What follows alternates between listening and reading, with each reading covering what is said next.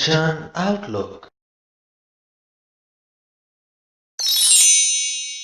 Satnam Shri Waheguru ji. Comment section ਦੇ ਵਿੱਚ Waheguru type ਕਰਕੇ ਫਤਿਹ ਕਬੂਲ ਕਰੋ ਜੀ। ਵਾਹਿਗੁਰੂ ਜੀ ਕਾ ਖਾਲਸਾ, ਵਾਹਿਗੁਰੂ ਜੀ ਕੀ ਫਤਿਹ। ਤੁਸੀਂ ਆਪਣੇ ਸੁਝਾਅ ਅਤੇ ਸਵਾਲ ਵੀ ਕਮੈਂਟ ਕਰ ਸਕਦੇ ਹੋ। ਤੁਹਾਡੇ ਸੁਝਾਵਾਂ ਦੇ ਉੱਤੇ ਕੰਮ ਕਰਨ ਦੀ ਅਤੇ ਤੁਹਾਡੇ ਸਵਾਲਾਂ ਦੇ ਛੇਤੀ ਤੋਂ ਛੇਤੀ ਜਵਾਬ ਦੇਣ ਦੀ ਪੂਰੀ ਕੋਸ਼ਿਸ਼ ਕੀਤੀ ਜਾਏਗੀ। ਹੁਣ ਸ੍ਰੀ ਗੁਰੂ ਗ੍ਰੰਥ ਸਾਹਿਬ ਜੀ ਦੇ 156ਵੇਂ ਅੰਗ ਦੀ ਬਾਣੀ ਦੀ ਵਿਆਖਿਆ ਕਰਦੇ ਹਾਂ ਜੀ। ਗੌੜੀ ਚੇਤੀ ਮਹਿਲਾ ਪਹਿਲਾ। ਔਖਦ ਮੰਤਰ ਮੂਲ ਮਨ ਏਕੈ, ਜੇਕਰ ਦ੍ਰਿੜ ਚਿਤ ਕੀਜੈ ਰੇ, ਜਨਮ ਜਨਮ ਕੇ ਪਾਪ ਕਰਮ ਕੇ ਕੱਟ ਨਹਾਰਾ ਲੀਜੈ ਰੇ। ਔਖਦ ਹੁੰਦੀ ਹੈ ਜੀ ਦਵਾਈ, ਤੇ ਮੰਤਰ ਹੀ ਹੁੰਦਾ ਹੈ। ਮੂਲ ਤੋਂ ਭਾਵ ਕਿ ਸਭ ਤੋਂ ਵਧੀਆ। ਔਖਦ ਮੰਤਰ ਮੂਲ ਮਨ ਏਕੈ, ਕਹਿੰਦੇ ਸਾਡੇ ਮਨ ਦੇ ਰੋਗਾਂ ਨੂੰ ਦੂਰ ਕਰਨ ਦੇ ਲਈ, ਸਾਡੇ ਮਨ ਨੂੰ ਵਸ ਦੇ ਵਿੱਚ ਕਰਨ ਦੇ ਲਈ ਇੱਕੋ ਇੱਕ ਵਧੀਆ ਦਵਾਈ ਤੇ ਮੰਤਰ ਹੈ, ਉਹ ਹੈ ਪਰਮਾਤਮਾ ਦਾ ਨਾਮ। ਜੇਕਰ ਉਹਨੂੰ ਅਸੀਂ ਆਪਣੇ ਚਿੱਤ ਦੇ ਵਿੱਚ ਦ੍ਰਿੜ ਕਰ ਲਈਏ, ਜਨਮ ਜਨਮ ਕੇ ਪਾਪ ਕਰਮ ਕੇ ਕੱਟ ਨਹਾਰਾ ਲੀਜਾ ਰੇ, ਜਨਮ ਜਨਮਾਂਤਰਾਂ ਦੇ ਕੀਤੇ ਮੰਦੇ ਕਰਮਾਂ ਦੇ ਸੰਸਕਾਰਾਂ ਨੂੰ ਵੀ ਅਸੀਂ ਪਰਮਾਤਮਾ ਦਾ ਨਾਮ ਆਪਣੇ ਮਨ ਦੇ ਵਿੱਚ ਵਸਾ ਕੇ ਕੱਟ ਸਕਦੇ ਹਾਂ। ਹੁਣ ਤੱਕ ਦੀ ਜ਼ਿੰਦਗੀ ਦੇ ਵਿੱਚ ਜੋ ਕੁਝ ਵੀ ਅਸੀਂ ਭੋਗਿਆ ਹੈ, ਉਹਦੇ ਆਧਾਰ ਤੇ ਜੋ ਕੁਝ ਵੀ ਅਸੀਂ ਸਿੱਖਿਆ ਹੈ, ਜਿੱਦਾਂ ਦੀ ਆਪਣੀ ਸੋਚ ਬਣਾ ਲਈ ਹੈ, ਉਹਨੂੰ ਅਸੀਂ ਬਦਲ ਵੀ ਸਕਦੇ ਹਾਂ। ਜੇਕਰ ਕੋਈ ਮਾੜੇ ਵਿਚਾਰ ਸਾਡੇ ਮਨ ਦੇ ਵਿੱਚ ਹਨ ਤਾਂ ਪਰਮਾਤਮਾ ਦੇ ਨਾਲ ਜੁੜ ਕੇ ਅਸੀਂ ਉਹਨਾਂ ਮਾੜੇ ਵਿਚਾਰਾਂ ਨੂੰ ਖਤਮ ਵੀ ਕਰ ਸਕਦੇ ਹਾਂ ਤੇ ਚੰਗੇ ਵਿਚਾਰਾਂ ਦੇ ਨਾਲ ਉਹਨਾਂ ਨੂੰ ਬਦਲ ਵੀ ਸਕਦੇ ਹਾਂ। ਮਨ ਇੱਕੋ ਸਾਹਿਬ ਭਾਈ ਰੇ, ਕਹਿੰਦੇ ਆਪਣੇ ਮਨ ਦਾ ਇੱਕੋ ਇੱਕ ਰਾਖਾ ਉਹ ਪਰਮਾਤਮਾ ਹੈ, ਉਹ ਸਾਹਿਬ ਹੈ। ਤੇਰੇ ਤੀਨ ਗੁਣਾ ਸੰਸਾਰ ਸਮਾਵੈ, ਅਲਖ ਨਾ ਲਖਣਾ ਜਾਈ ਰੇ ਰਹਾਉ। ਪਰ ਕਹਿੰਦੇ ਜਿੰਨਾ ਚਿਰ ਤੇਰੇ ਗਿਆਨ ਇੰਦਰੇ ਇਸ ਤਿੰਨ ਗੁਣੀ ਸੰਸਾਰ ਦੇ ਮੋਹ ਦੇ ਵਿੱਚ ਰੁੱਝੇ ਹੋਏ ਨੇ, ਉਦੋਂ ਤੱਕ ਤੂੰ ਉਸ ਅਲਖ ਪਰਮਾਤਮਾ ਨੂੰ ਲੱਖ ਨਹੀਂ ਸਕਦਾ, ਉਹਨੂੰ ਜਾਣ ਨਹੀਂ ਸਕਦਾ, ਉਹਨੂੰ ਸਮਝ ਨਹੀਂ ਸਕਦਾ। ਉਸ ਪਰਮਾਤਮਾ ਨੂੰ ਸਮਝਣ ਦੇ ਲਈ, ਉਹਦੇ ਨਾਲ ਮਿਲਾਪ ਹਾਸਲ ਕਰਨ ਦੇ ਲਈ ਸੰਸਾਰ ਦਾ ਮੋਹ ਤਿਆਗਣਾ ਪੈਂਦਾ ਹੈ, ਜਿਹੜਾ ਕਿ ਸਾਡੇ ਮਨੁੱਖਾਂ ਦੇ ਲਈ ਕਾਫੀ ਮੁਸ਼ਕਲ ਕੰਮ ਹੈ। ਅਗਲੀ ਪੰਕਤੀ ਦੇ ਵਿੱਚ ਹੀ ਗੁਰੂ ਜੀ ਇਸ ਗੱਲ ਨੂੰ ਵੀ ਜ਼ਾਹਿਰ ਕਰਦੇ ਨੇ। ਕਹਿੰਦੇ ਸ਼ੱਕਰ ਖੰਡ ਮਾਇਆ ਤਨ ਮੀਠੀ, ਹਮ ਤੋ ਪੰਡ ਉਚਾਈ ਰੇ।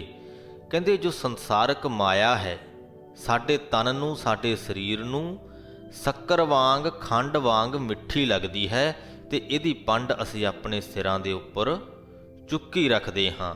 ਰਾਤ ਅਨੇਰੀ ਸੂਝਸ ਨਾਹੀਂ, ਲੱਜ ਟੂਕਸ ਮੂਸਾ ਭਾਈ ਰੇ। ਇਹ ਮਾਇਆ ਦੀ ਰਾਤ ਇੰਨੀ ਹਨੇਰੀ ਪਈ ਹੈ ਕਿ ਮਨਮੁਖ ਮਨੁੱਖ ਨੂੰ ਕੁਝ ਸੁੱਝਦਾ ਨਹੀਂ, ਉਹਨੂੰ ਕੁਝ ਦਿਸਦਾ ਨਹੀਂ ਇਸ ਮਾਇਆ ਦੇ ਹਨੇਰੇ ਦੇ ਵਿੱਚ। ਇਸ ਗੱਲ ਦੀ ਵੀ ਉਹਨੂੰ ਸਮਝ ਨਹੀਂ ਪੈਂਦੀ ਕਿ ਉਹਦੀ ਉਮਰ ਰੂਪੀ ਰੱਸੀ ਨੂੰ ਜਮ ਰੂਪੀ ਚੂਹਾ ਲਗਾਤਾਰ ਟੁੱਕ ਰਿਹਾ ਹੈ, ਭਾਵ ਕਿ ਉਹਦੀ ਉਮਰ ਲਗਾਤਾਰ ਘਟਦੀ ਜਾ ਰਹੀ ਹੈ। ਮਨਮੁਖ ਕਰੇ ਤੇਤਾ ਦੁੱਖ ਲਾਗੈ, ਗੁਰਮੁਖ ਮਿਲੈ ਵਡਾਈ ਰੇ। ਜੋ ਆਪਣੇ ਮਨ ਦੇ ਪਿੱਛੇ ਲੱਗ ਕੇ ਤੁਰਨ ਵਾਲਾ ਮਨੁੱਖ ਹੈ, ਉਹ ਜਿੰਨੇ ਜ਼ਿਆਦਾ ਯਤਨ ਕਰਦਾ ਹੈ ਆਪਣੀ ਜ਼ਿੰਦਗੀ ਨੂੰ ਸੁਖਾਲਾ ਬਣਾਉਣ ਦੇ ਲਈ, ਆਪਣੇ ਮਨ ਨੂੰ ਸ਼ਾਂਤ ਕਰਨ ਦੇ ਲਈ, ਉਹ ਓਨਾ ਹੀ ਜ਼ਿਆਦਾ ਦੁਖੀ ਹੁੰਦਾ ਹੈ। ਮਨਮੁਖ ਕਰੇ ਤੇਤਾ ਦੁੱਖ ਲਾਗੈ, ਗੁਰਮੁਖ ਮਿਲੈ ਵਡਾਈ ਰੇ। ਤੇ ਜਿਹੜਾ ਗੁਰੂ ਦੀ ਸ਼ਰਨ ਦੇ ਵਿੱਚ ਆ ਗਿਆ, ਗੁਰੂ ਦੀਆਂ ਸਿੱਖਿਆਵਾਂ ਦੇ ਉੱਤੇ ਚੱਲਣ ਲੱਗਾ, ਉਹਨੂੰ ਵਡਿਆਈ ਮਿਲਦੀ ਹੈ। ਜੋ ਤਿਨ ਕੀਆ ਸੋਈ ਹੋਆ, ਕਿਰਤ ਨਾ ਮਿਟਿਆ ਜਾਈ ਰੇ। ਕਹਿੰਦੇ ਜੋ ਉਸ ਪਰਮਾਤਮਾ ਦਾ ਨਿਯਮ ਹੈ, ਜੋ ਉਹਦੀ ਰਜ਼ਾ ਹੈ, ਉਹੀ ਕੁਝ ਇਸ ਸੰਸਾਰ ਦੇ ਉੱਪਰ ਵਰਤਦਾ ਹੈ। ਆਪਣੇ ਜੋ ਕਰਮ ਕੀਤੇ ਹੋਏ ਨੇ, ਉਹਨਾਂ ਨੂੰ ਅਸੀਂ ਆਪਣੇ ਮਨ ਦੇ ਪਿੱਛੇ ਹੀ ਲੱਗ ਕੇ ਮੇਟ ਨਹੀਂ ਸਕਦੇ, ਉਹਨਾਂ ਨੂੰ ਪਰਮਾਤਮਾ ਨਾਲ ਜੁੜ ਕੇ ਜ਼ਰੂਰ ਮੇਟਿਆ ਜਾ ਸਕਦਾ ਹੈ। ਜਿਹੜੇ ਸਾਡੇ ਬੁਰੇ ਵਿਚਾਰ ਨੇ, ਮਾੜੇ ਵਿਚਾਰ ਜਿਹੜੇ ਸਾਡੇ ਮਨ ਦੇ ਵਿੱਚ ਪਲ ਰਹੇ ਨੇ, ਜੇਕਰ ਅਸੀਂ ਆਪਣੇ ਮਨ ਦੇ ਪਿੱਛੇ ਲੱਗ ਕੇ ਹੀ ਚੱਲਦੇ ਰਹਾਂਗੇ, ਉਹਨਾਂ ਮਾੜੇ ਵਿਚਾਰਾਂ ਨੂੰ ਅਸੀਂ ਕਦੇ ਵੀ ਖਤਮ ਨਹੀਂ ਕਰ ਸਕਦੇ, ਉਹ ਕਿਰਤ ਨੂੰ ਅਸੀਂ ਕਦੇ ਵੀ ਮੇਟ ਨਹੀਂ ਸਕਦੇ। ਪਰ ਜੇਕਰ ਅਸੀਂ ਪਰਮਾਤਮਾ ਦੇ ਨਾਲ ਮਿਲਾਪ ਹਾਸਲ ਕਰ ਲਈਏ, ਉਹਨੂੰ ਸਮਝ ਲਈਏ, ਉਹਦੀ ਰਜ਼ਾ ਦੇ ਵਿੱਚ ਤੁਰਨ ਲੱਗ ਜਾਈਏ, ਤਾਂ ਅਸੀਂ ਉਹਨਾਂ ਮਾੜੇ ਵਿਚਾਰਾਂ ਨੂੰ ਜ਼ਰੂਰ ਬਦਲ ਸਕਦੇ ਹਾਂ। ਸੁਬਰ ਭਰੇ ਨਾ ਹੋਵੈ ਊਣੇ ਜੋ ਰਾਤੇ ਰੰਗ ਲਾਈ ਰੇ। ਕਹਿੰਦੇ ਜਿਹੜੇ ਉਸ ਪਰਮਾਤਮਾ ਦੇ ਪ੍ਰੇਮ ਰੰਗ ਦੇ ਵਿੱਚ ਰੰਗੇ ਹੋਏ ਨੇ, ਉਹਨਾਂ ਦਾ ਉਹ ਪ੍ਰੇਮ ਰੰਗ ਕਦੇ ਵੀ ਘਟਦਾ ਨਹੀਂ, ਉਹ ਕਦੇ ਖਾਲੀ ਨਹੀਂ ਹੁੰਦੇ, ਊਣੇ ਨਹੀਂ ਹੁੰਦੇ। ਤਿਨਕੀ ਪੰਕ ਹੋਵੈ ਜੇ ਨਾਨਕ ਤਉ ਮੂੜਾ ਕਿਛ ਪਾਈ ਰੇ। ਕਹਿੰਦੇ ਮੇਰਾ ਜੋ ਮੂਰਖ ਮਨ ਹੈ, ਹੇ ਨਾਨਕ, ਉਹ ਤਾਂ ਹੀ ਕੁਝ ਹਾਸਲ ਕਰ ਸਕਦਾ ਹੈ ਜੇਕਰ ਉਹ ਰੰਗ ਰਤਿਆਂ ਦੇ ਚਰਨਾਂ ਦੀ ਧੂੜ ਹੋ ਜਾਵੇ। ਜਿਹੜੇ ਉਸ ਪਰਮਾਤਮਾ ਦੇ ਭਗਤ ਨੇ, ਜੇਕਰ ਉਹਨਾਂ ਦੇ ਚਰਨਾਂ ਦੀ ਮੈਂ ਧੂੜ ਹੋ ਜਾਵਾਂ ਤਾਂ ਸ਼ਾਇਦ ਮੇਰਾ ਇਹ ਮੂਰਖ ਮਨ ਕੁਝ ਹਾਸਲ ਕਰ ਪਾਏ, ਤਾਂ ਸ਼ਾਇਦ ਮੈਂ ਆਪਣੇ ਕੀਤੇ ਹੋਏ ਮਾੜੇ ਕਰਮਾਂ ਨੂੰ ਬਦਲ ਪਾਵਾਂ।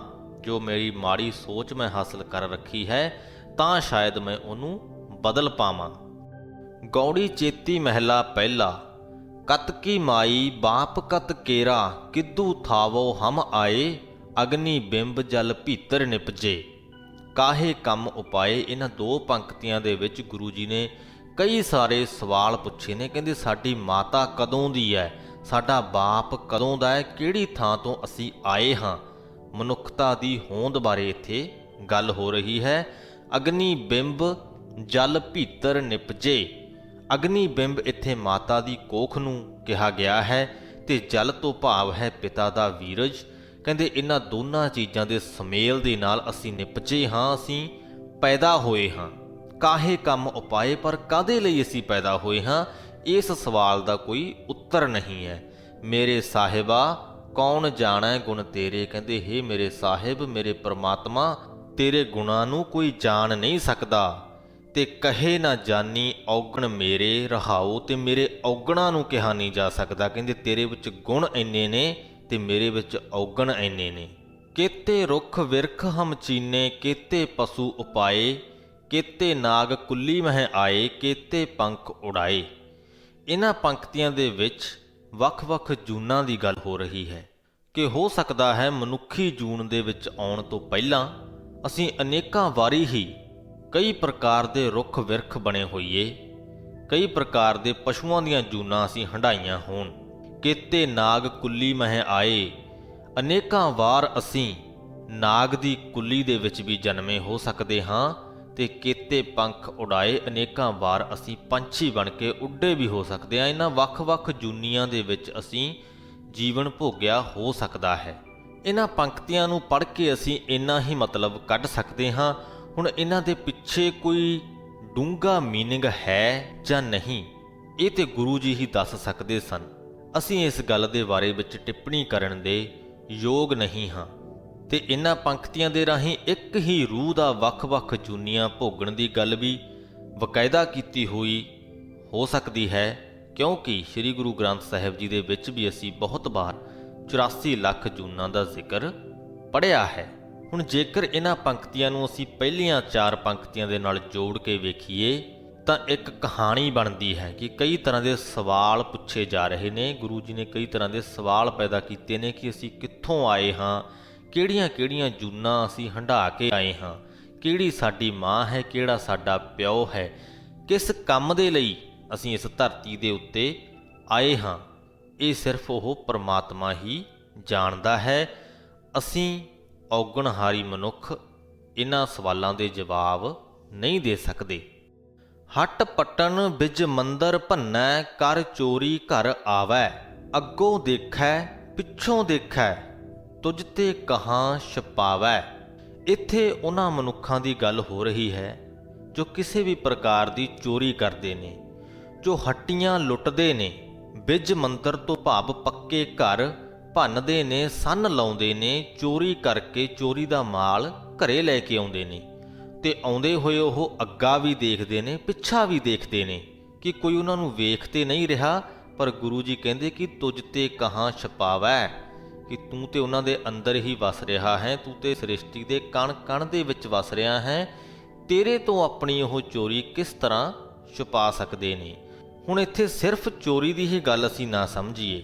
ਜ਼ਰੂਰੀ ਨਹੀਂ ਕਿ ਅਸੀਂ ਕਿਸੇ ਹੱਟੀ ਤੇ ਜਾਂ ਕਿਸੇ ਦੇ ਘਰ ਸੰਨ ਲਾ ਕੇ ਕੋਈ ਚੀਜ਼ ਚੁਰਾ ਲਿਆਏ ਤਾਂ ਉਹੀ ਚੋਰੀ ਹੈ। ਕੋਈ ਵੀ ਗਲਤ ਕੰਮ ਜਦੋਂ ਅਸੀਂ ਕਰਦੇ ਹਾਂ ਤਾਂ ਇਹ ਖਿਆਲ ਸਾਡੇ ਮਨ ਦੇ ਵਿੱਚ ਆਉਣਾ ਚਾਹੀਦਾ ਹੈ। ਜਦੋਂ ਅਸੀਂ ਇਹ ਸੋਚ ਕੇ ਕੋਈ ਕਾਰਜ ਕਰ ਰਹੇ ਹਾਂ ਕਿ ਹਾਂ ਇੱਥੇ ਕਿਹੜਾ ਕੋਈ ਵੇਖ ਰਿਹਾ ਹੈ, ਮੈਂ ਇਹ ਕੰਮ ਕਰ ਸਕਦਾ ਹਾਂ, ਤਾਂ ਉਦੋਂ ਜਾਣਿਓ ਕਿ ਕੋਈ ਦੇਖਦਾ ਹੋਵੇ ਭਾਵੇਂ ਨਾ ਦੇਖਦਾ ਹੋਵੇ, ਪਰ ਉਹ ਪ੍ਰਮਾਤਮਾ ਜ਼ਰੂਰ ਵੇਖ ਰਿਹਾ ਹੈ।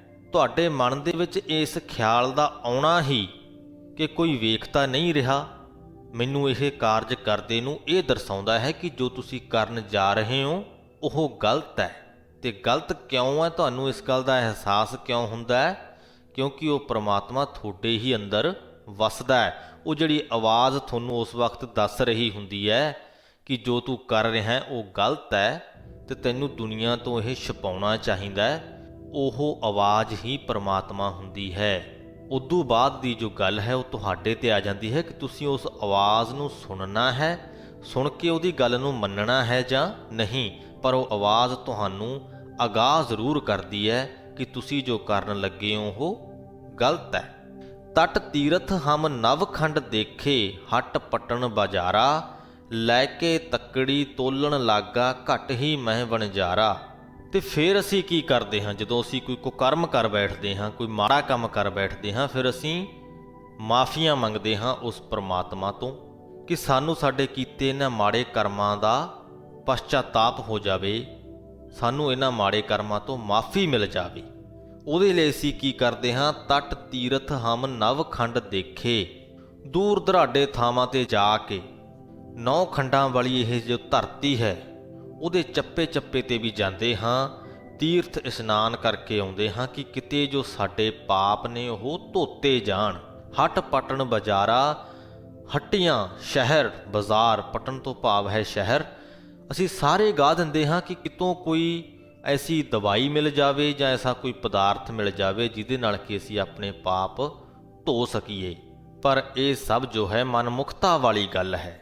ਜੋ ਗੁਰਮੁਖ ਮਨੁੱਖ ਹੈ, ਜੋ ਉਹਦੇ ਨਾਮ ਦਾ ਵਣਜਾਰਾ ਹੈ, ਉਹ ਲੈ ਕੇ ਤੱਕੜੀ ਤੋਲਣ ਲਾਗਾ, ਘਟ ਹੀ ਮੈਂ ਵਣਜਾਰਾ। ਉਹ ਆਪਣੇ ਦਿਲ ਦੇ ਅੰਦਰ ਹੀ ਝਾਕ ਕੇ, ਆਪਣੇ ਅੰਦਰ ਝਾਕ ਕੇ ਖੁਦ ਹੀ ਆਪਣੇ ਪਾਪਾਂ ਨੂੰ ਤੋਲਦਾ ਹੈ। ਜੇਤਾ ਸਮੁੰਦ ਸਾਗਰ ਨੀਰ ਭਰਿਆ, ਤੇਤੇ ਔਗੁਣ ਹਮਾਰੇ। ਕਹਿੰਦੇ ਜਿੰਨਾ ਕੁ ਮਾਤਰਾ ਦੇ ਵਿੱਚ ਸਮੁੰਦਰਾਂ ਨਦੀਆਂ ਦੇ ਵਿੱਚ ਪਾਣੀ ਭਰਿਆ ਹੋਇਆ ਹੈ, ਇੰਨੇ ਜ਼ਿਆਦਾ ਸਾਡੇ ਵਿੱਚ ਔਗਣ ਨੇ।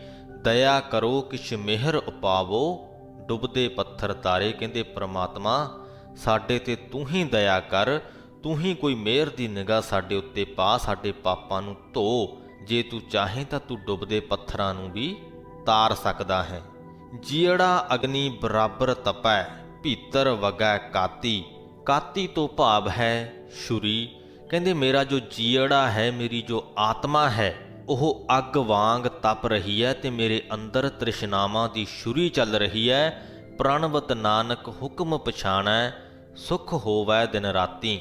ਹੇ ਪ੍ਰਮਾਤਮਾ, ਨਾਨਕ ਤੇਰੇ ਅੱਗੇ ਬੇਨਤੀ ਕਰਦਾ ਹੈ ਕਿ ਜਿਹੜੇ ਮਨੁੱਖ ਨੂੰ ਤੇਰੀ ਰਜ਼ਾ ਸਮਝ ਦੇ ਵਿੱਚ ਆ ਜਾਂਦੀ ਹੈ, ਉਹਦੇ ਅੰਦਰ ਹਰ ਵੇਲੇ ਦਿਨ ਰਾਤ ਆਤਮਿਕ ਆਨੰਦ ਬਣਿਆ ਰਹਿੰਦਾ ਹੈ। ਕੌੜੀ ਵੈਰਾਗਣ ਮਹਿਲਾ ਪਹਿਲਾ।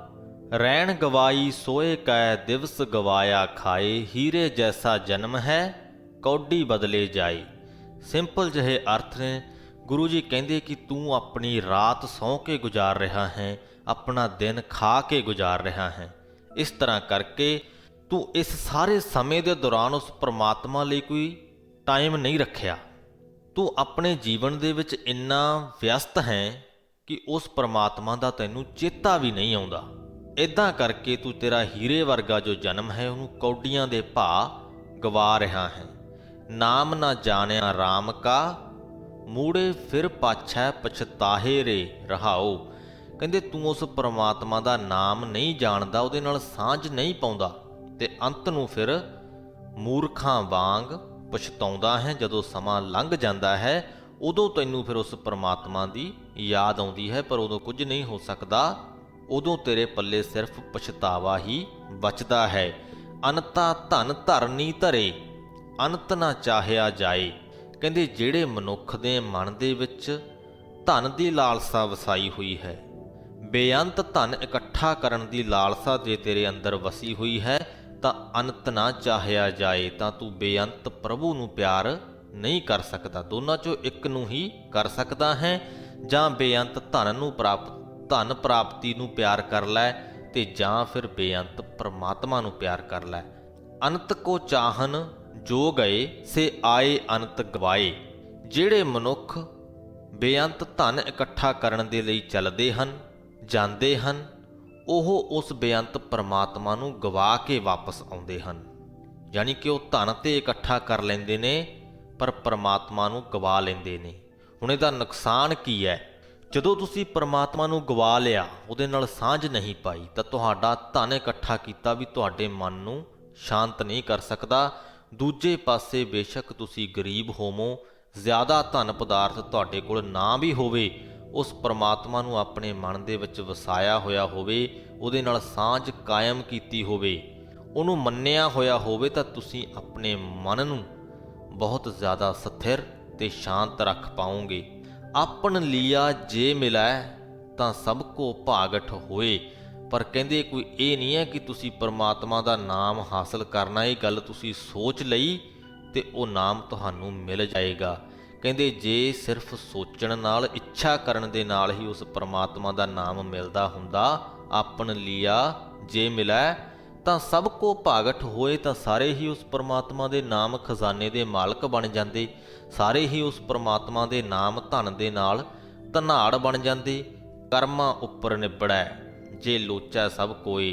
ਕਹਿੰਦੇ ਭਾਵੇਂ ਸਾਰੇ ਲੋਚਦੇ ਰਹਿਣ, ਉਹਦੇ ਨਾਲ ਫਰਕ ਨਹੀਂ ਪੈਂਦਾ, ਗੱਲ ਕਰਮਾਂ ਤੇ ਨਿਬੜਦੀ ਹੈ ਕਿ ਤੁਸੀਂ ਕਰਮ ਕਿਸ ਤਰ੍ਹਾਂ ਦੇ ਕਰਦੇ ਪਏ ਹੋ।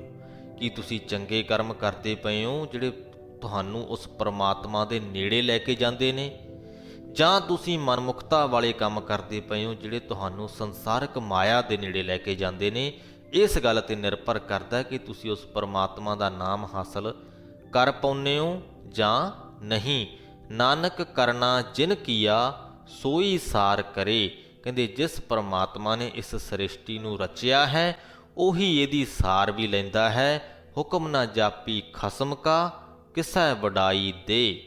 ਆ ਪਿਛਲੀਆਂ ਪੰਕਤੀਆਂ ਦੇ ਵਿੱਚ ਅਸੀਂ ਮਨਮੁਖਤਾ ਵਾਲੀ ਤੇ ਗੁਰਮੁਖਤਾ ਵਾਲੀ ਗੱਲ ਕੀਤੀ ਹੈ, ਪਰ ਕਹਿੰਦੇ ਉਸ ਪਰਮਾਤਮਾ ਦਾ ਹੁਕਮ ਜਾਣਿਆ ਨਹੀਂ ਜਾ ਸਕਦਾ ਕਿ ਉਹ ਕਿਹਨੂੰ ਮਨਮੁਖ ਬਣਾ ਦਿੰਦਾ ਹੈ, ਕਿਹਨੂੰ ਗੁਰਮੁਖ ਬਣਾ ਦਿੰਦਾ ਹੈ। ਇਸ ਗੱਲ ਨੂੰ ਅਸੀਂ ਸਮਝ ਨਹੀਂ ਸਕਦੇ। ਇਹ ਬਸ ਉਸ ਮਨੁੱਖ ਨੂੰ ਹੀ ਪਤਾ ਚੱਲਦਾ ਹੈ ਕਿ ਉਹ ਗੁਰਮੁਖ ਹੈ ਜਾਂ ਮਨਮੁਖ ਹੈ। ਇਸ ਦੇ ਨਾਲ ਹੀ ਸ੍ਰੀ ਗੁਰੂ ਗ੍ਰੰਥ ਸਾਹਿਬ ਜੀ ਦੇ 156ਵੇਂ ਅੰਗ ਦੀ ਬਾਣੀ ਦੀ ਵਿਆਖਿਆ ਦੀ ਸਮਾਪਤੀ ਹੁੰਦੀ ਹੈ ਜੀ। ਬੜੀਆਂ ਪ੍ਰੈਕਟੀਕਲ ਜੀਆਂ ਗੱਲਾਂ ਅੱਜ ਦੀ ਬਾਣੀ ਦੇ ਵਿੱਚ ਸਾਨੂੰ ਸਿੱਖਣ ਨੂੰ ਮਿਲੀਆਂ ਨੇ। ਜੂਨਾਂ ਦੀ ਵੀ ਗੱਲ ਹੋਈ ਹੈ, ਸੰਸਾਰਕ ਮਾਇਆ ਵੱਲ ਤੇ ਪਰਮਾਤਮਾ ਵੱਲ ਜਾਣ ਦੀ ਵੀ ਗੱਲ ਹੋਈ ਹੈ ਕਿ ਤੁਸੀਂ ਦੋਨਾਂ ਚੋਂ ਇੱਕ ਵੱਲ ਹੀ ਜਾ ਸਕਦੇ ਹੋ, ਜਾਂ ਸੰਸਾਰਕ ਮਾਇਆ ਵੱਲ ਨੂੰ ਤੁਰ ਪਾਓ ਤੇ ਜਾਂ ਪਰਮਾਤਮਾ ਵੱਲ ਨੂੰ ਤੁਰ ਪਾਓ।